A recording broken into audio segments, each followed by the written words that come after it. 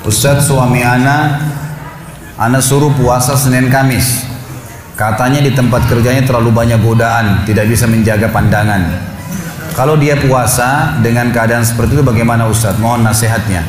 Tentu justru puasa yang mengontrol syahwatnya, gitu kan? Malah semestinya dia berpuasa, sebaiknya berpuasa. Orang yang tidak bisa, orang yang khawatir fitnah, semestinya malah harus puasa. Karena kata Nabi SAW, menikah wahai anak-anak muda, menikahlah, ya. Karena menikah akan menjaga kesucian, kehormatan, kemaluan kalian dan akan menjaga kehormatan pandangan kalian. Bagi yang tidak mampu berpuasa, maka saya sarankan tetap berpuasa, tidak ada masalah di situ. Masalah dia guddul basar, tempat kerjanya banyak fitnah, dia bisa mengontrol kok, asal dia mau sebenarnya, asal dia mau. Dia berbicara dengan tidak harus memandang ya tempat-tempat yang diharamkan oleh Allah SWT dengan tetap bekerja. Banyak teman-teman di Jakarta seperti itu dan tidak ada masalah bagi mereka.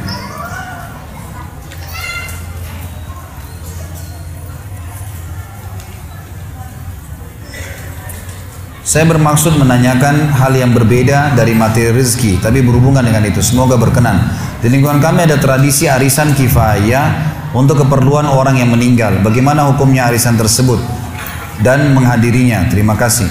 Saya tidak ngerti ini seperti apa maksudnya.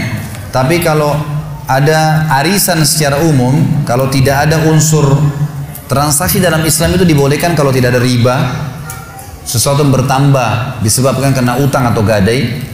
Tidak ada kezaliman, mengambil haknya orang lain. Tidak ada gharar, merugikan salah dari dua belah pihak, gitu kan?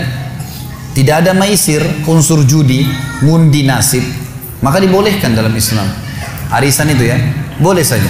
Tapi kalau misalnya arisan ini ada salah satu dari empat hal ini, bisa ada ribanya, bisa ada ghararnya, berikan satu pihak, bisa ada kezaliman, ini bisa judi, ngundi nasib, maka tidak dibolehkan dalam Islam. Jadi boleh saja kalau memang itu diperlukan ya. Saya tidak mengerti yang dimasukkan ini untuk acara untuk kematian seperti apa. Kalau memang sifatnya sosial, kalau ada orang meninggal dunia, kemudian memang butuh biaya, bayar kuburannya, perawatannya segala, dan untuk memudahkan agar bisa dibiayai, kemudian diadakanlah arisan ini umumnya Allah alam. Yang saya tahu boleh saja. Ini kalau yang saya pahamin. Tapi kalau selain daripada ini, maka saya tidak tahu. Bagaimana kalau suami yang bersifat pelit terhadap istri? Bagaimana bila ada seorang suami yang taat beragama, rajin menuntut ilmu, namun sering zalim terhadap anak dan istrinya?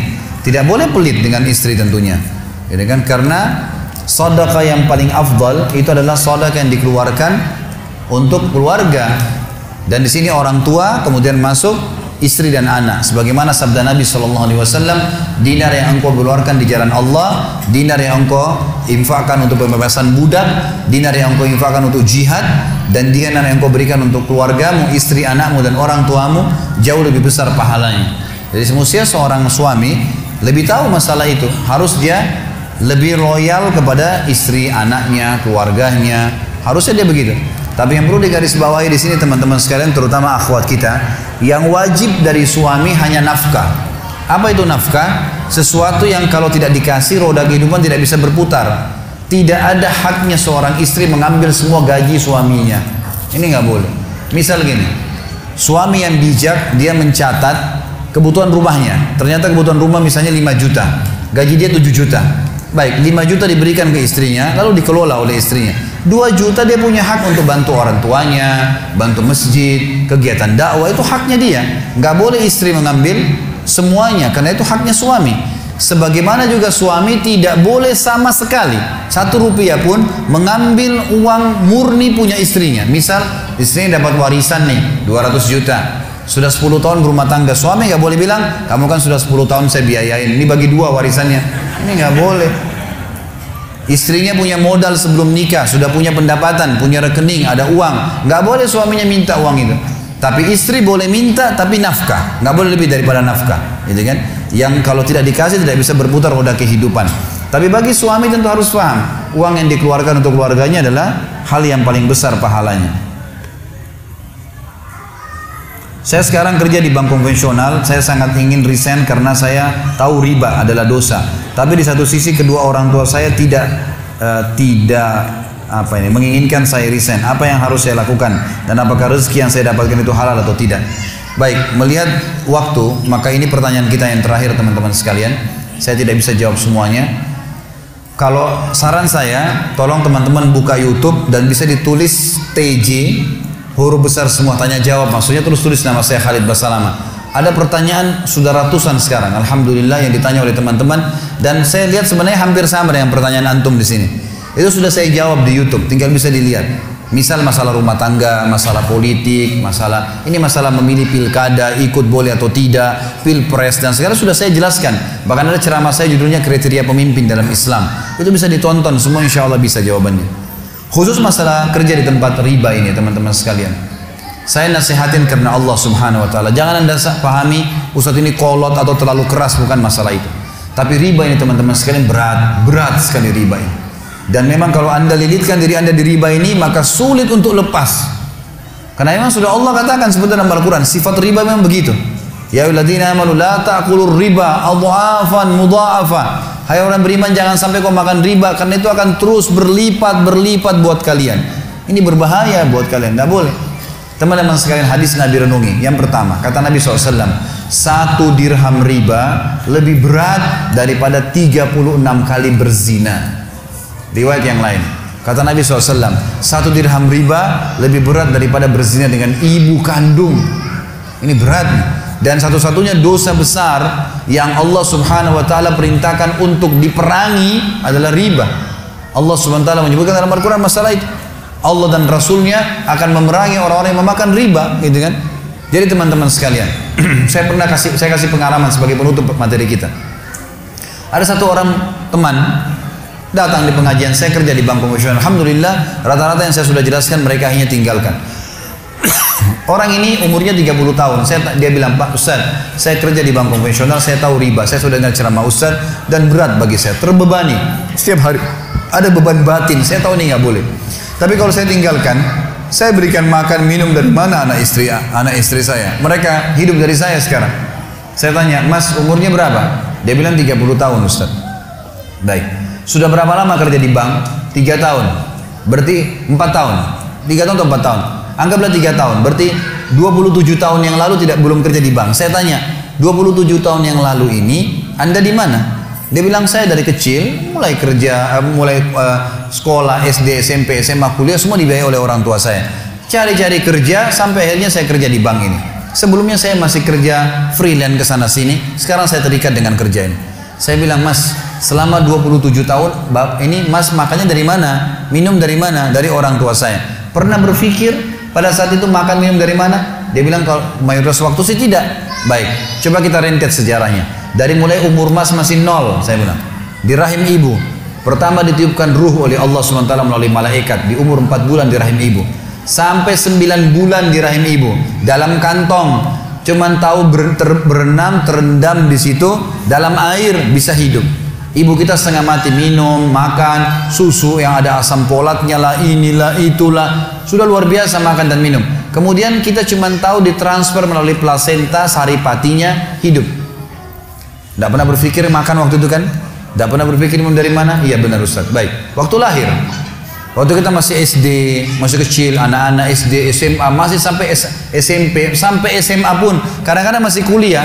Kalau dia masih bergantung pada orang tuanya, masih minta, ayah, ibu beliin, ayah, ibu beliin. Kadang-kadang marah kalau orang tuanya nggak beliin, tidak mau tahu dari mana uangnya. Pernah nggak berpikir waktu itu dari mana uangnya? Tidak pernah berpikir. Anak-anak cuma nangis beliin permen, tidak dibeliin, beliin es krim, tidak dibeliin, nangis. Gitu kan? Baik, kita selalu dibelikan. Dari mana semua uang itu? Secara mata, kasat mata manusia, orang tua kita yang punya, tapi sebenarnya itu rezeki yang Allah sudah berikan kepada kita. Sudah tercatat itu rezeki buat kita. Masa Mas 27 tahun kehidupan Anda dijamin sama Allah, makan, minum, tidur, bernafas, enak. Ya, waktu itu belum ada kerjaan, ya, tapi hidup. Sekarang 3 tahun kerja di sesuatu yang haram, lalu Mas ketakutan setelah jadi sarjana. Enggak connect secara rasional, enggak connect gitu. Mesti kita berpikir secara sehat. Dan ingat, saya ingatkan kepada dia dan kepada teman yang bertanya juga dan seluruh muslimin yang masih terikat dengan masalah haram ini. Teman-teman sekalian, ada ayat Allah yang berbunyi, A'udzubillahi minasyaitonirrajim, Innallaha la yughayyiru ma biqaumin hatta yughayyiru ma bi anfusihim.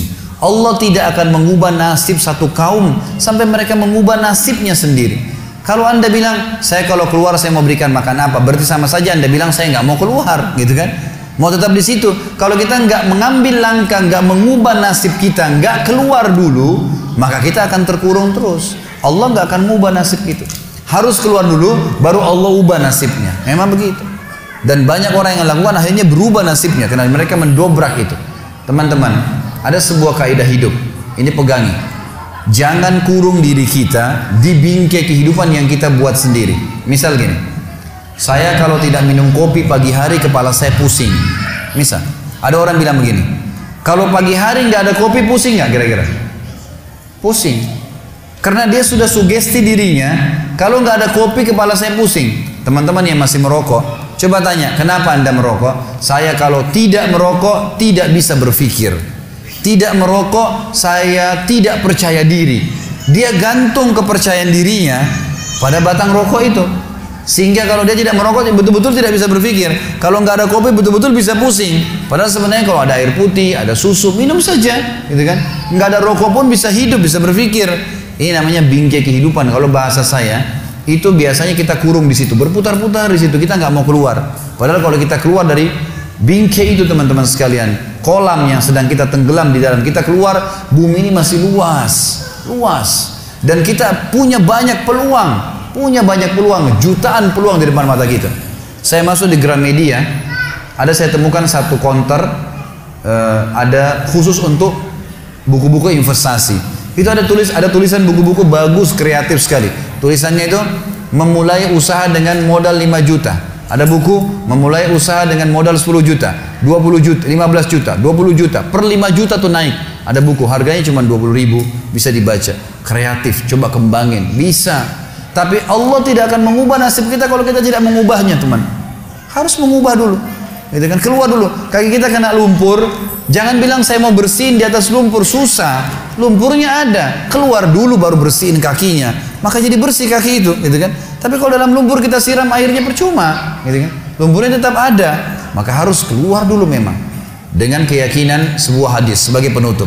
Kata Nabi SAW, "Man taraka syai'an lillah abdalahu khairan min." Siapa yang meninggalkan sesuatu niat ikhlas karena Allah, Allah akan gantikan yang lebih baik. Untuk orang tua Anda, nasihatin baik-baik. Dan ada hadis Nabi yang berbunyi, jangan tidak ada ketaatan pada makhluk yang berbau maksiat kepada Khalik. Orang tua kita kalau larang kita pindah dari bank konvensional, ini riba, haram, nggak boleh dipatuhi orang tua, gitu kan? Orang tua suruh seorang muslimah buka jilbabnya, nggak boleh dipatuhi ini. Kepatuhan hanya pada hal yang tidak bau maksiat kepada pencipta, itu boleh. Kita lagi sholat wajib, orang tua kita panggil, nggak boleh kita berhenti. Tapi kalau lagi sholat sunnah boleh, gitu kan? Jadi harus difahamin bagaimana memahami hukum-hukum syar'i itu. Allahu a'lam. Semoga Allah memudahkan Anda dan seluruh muslimin untuk keluar dari keterkaitan pada hal-hal yang haram ini. Mari kita berdoa kepada Allah Subhanahu wa taala, semoga Allah berkahi majelis kita.